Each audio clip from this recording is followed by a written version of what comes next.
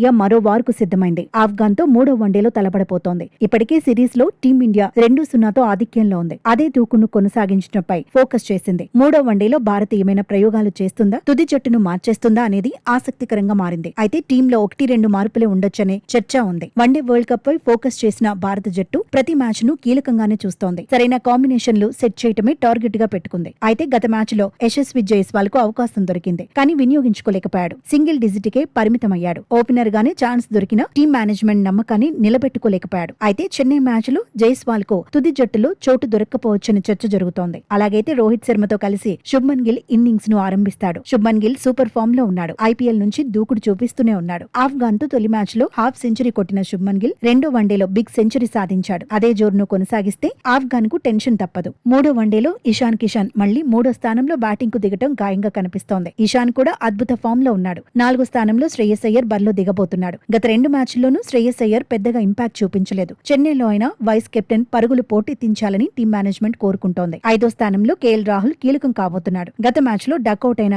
KL చెలరేగితే టీమిండియాకు advantage అవుతుంది. ఆ తర్వాత నితీష్ కుమార్ రెడ్డి బరిలో దిగబోతున్నాడు. వాషింగ్టన్ సుందర్ పైన అంచనాలు ఎక్కువే ఉండబోతున్నాయి. స్పెషలిస్ట్ స్పిన్నర్ గా కుల్దీప్ యాదవ్ ను కొనసాగించే అవకాశాలున్నాయి. పేస్ విభాగాన్ని హర్షదీప్ సింగ్ లీడ్ చేయబోతున్నాడు. యువ బౌలర్ గున్నూర్ బ్రార్ అద్భుత ఫామ్ లో ఉన్నాడు. ఇప్పటి వరకు ఆడిన 2 మ్యాచ్ల్లోనూ ఆకట్టుకున్నాడు. ఫిట్నెస్ సమస్యల నుంచి కోలుకున్న హర్షిత్ రాణా కూడా చెన్నైలో బరిలో దిగటం ఖాయంగా కనిపిస్తోంది. తుది జట్టు ఎలా ఉన్నా ఆఫ్ఘాన్ పై టీమిండియాని హాట్ ఫేవరెట్. గత మ్యాచ్ లో మాదిరిగా చెన్నైలోనూ పరుగుల మోత తప్పదని ఫ్యాన్స్ ఫిక్స్ అవుతున్నారు. మరోవైపు టీమిండియాకు షాక్ ఇవ్వాలనే పట్టుదలతో ఆఫ్ఘాన్ ఉంది. భారత ఆధిక్యాన్ని 2-1కి తగ్గించాలని ఆరాటపడుతోంది.